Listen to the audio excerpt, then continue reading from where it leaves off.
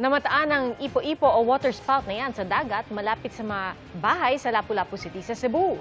Ayon sa uploader ng video, nakita nila kung paano namuo ang ipo-ipo hanggang sa kumapalat ng itim na ito at nagpaikot-ikot. Ayon sa Pag-asa, nabuo ito dahil sa thunderstorm cloud na namonitor alas 7 ng umaga kahapon. Tumagal ito ng 15 hanggang 20 minuto. Wala namang namonitor na pinsalang idinulot ito. Kinumpirma ni Senador Panfilo Lacson na merong hakbang minorya sa Senado para sa pagpapalit ng liderato. Ang sabi ni Lacson, gusto lang anya ng minorya ng fresh start at ibangon ng Senado. Nakatutok si Dano Tingkungko. Solid ang 11 minority senators na iluklok si Senator Sherwin Gatchalian bilang Senate President ayon kay Senador Ping Lacson.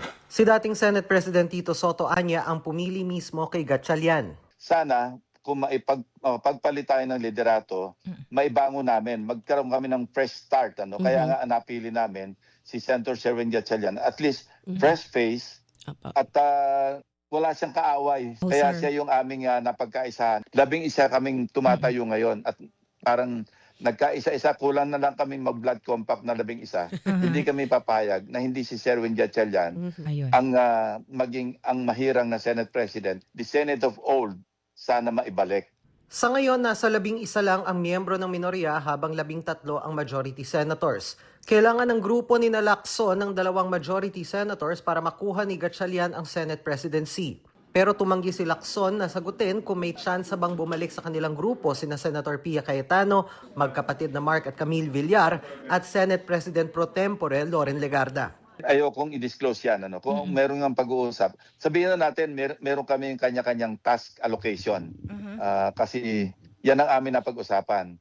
Kung may toka-toka, hindi na para sa akin i-disclose. Mahirap mag-husga eh. Alam mo, sabi ko I don't want to delve into personalities. Ang sa amin lang, ang bottom line, ang non-negotiable, si Sherwin Gatchalian ang magiging Senate President. Dagdag ni Lacson, maaari rin namang manatili si Cayetano bilang Senate President. Pero posible mangyari yon. And that would be an awkward situation kasi lame duck yung Senate President.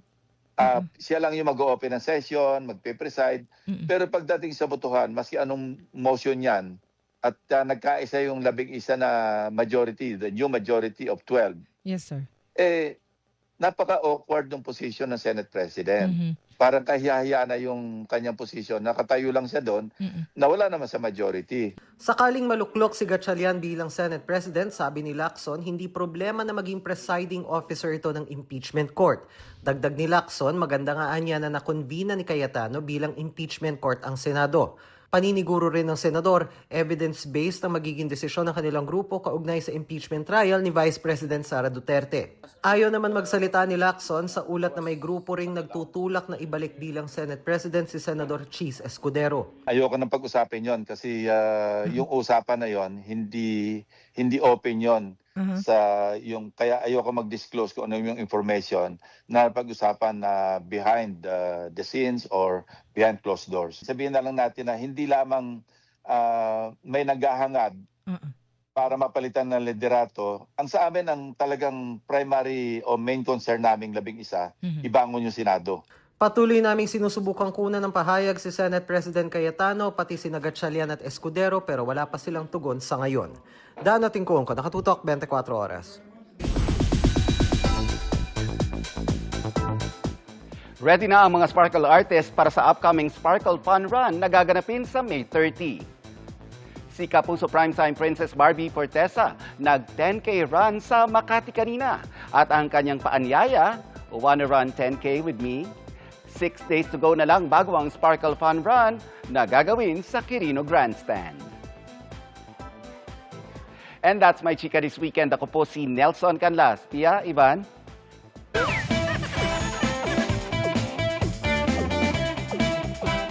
Thank you, Nelson. Salamat, Nelson.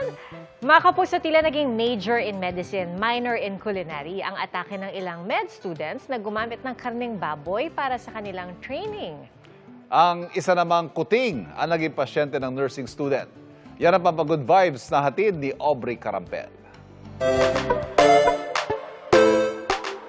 No patient, no No problem!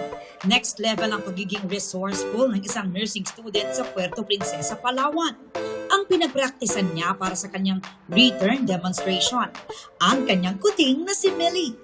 Ang pasyente niya, literal na patient, as in, pasensyoso. Kahit ano pang posisyon at galaw sa kanya, hindi pumalag ang kuting. Mahimbing pa nga ang tulog.